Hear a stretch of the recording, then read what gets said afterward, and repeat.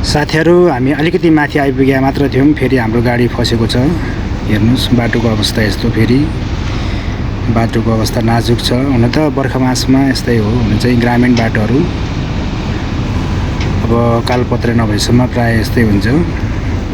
भाइले चाहिँ अलिअलि हिलो माटोहरू निकालेर अर्को फुस्रो माटो ढुङ्गाहरू हालेर न गाडी निक्लिन्छ कि भनेर प्रयास गरिरहेछ, दुःख गरिरहेछ। भाइले नि ढुङ्गा खोजिरहेछन् साथीहरू, अलिअलि भयो भने ढुङ्गा ओछ्याएर निक्लिन्छ कि भनेर। गाह्रो छ साथीहरू।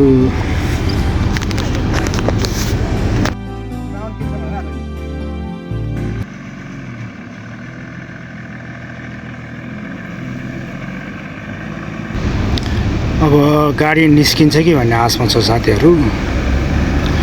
साथीले जोड त गरिदियो, लु निक्ल्यो साथीहरू, निक्ल्यो। अलिकति माथि फेरि अर्को बाटो यस्तै रहेछ साथीहरू। हेर्नुहोस् यहाँ एउटा घर पनि छ।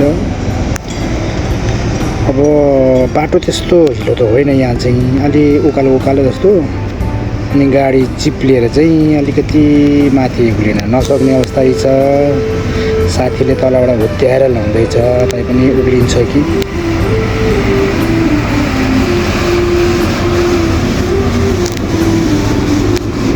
ल यो पनि भएन, सकेन भएन। बाटो यस्तै छ, त्यस्तो बिना हिलो होइन यहाँ चाहिँ। के गर्ने त अब नउक्लेपछि यसो अलिकति धुलो फुस्रो माटो हालेपछि अलिकति उक्लिन्छ कि भन्ने आश लागेको छ। अब यो माटो हाल्ने काम फेरि सुरु भएको छ। माटो अलिकति चिम्टाइलो माटो अनि चिप्लो माटो भएर हो, त्यो माथि बर्खामा अलिअलि पानी परेको छ सिमसिम, त्यसले गर्दाखेरि चिप्लेर चाहिँ गाडी नउक्लेको हो।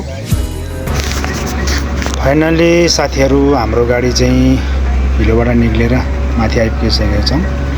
अहिले सानो भाइले गाडी सर्र चलाउँदैछ। यहाँसम्म त बाटोको अवस्था ठिकै छ, राम्रै छ। अब अगाडि हेर्दै जाउँ कस्तो छ के छ भन्ने कुरा हो।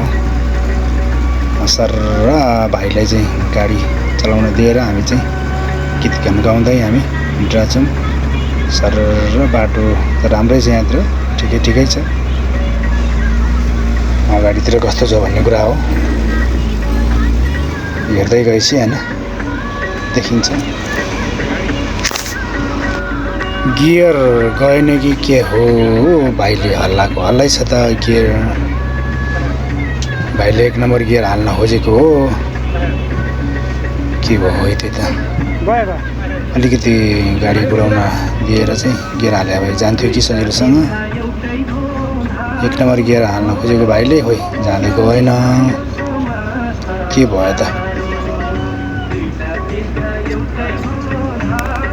होइन नसक्ने चाहिँ भयो त भने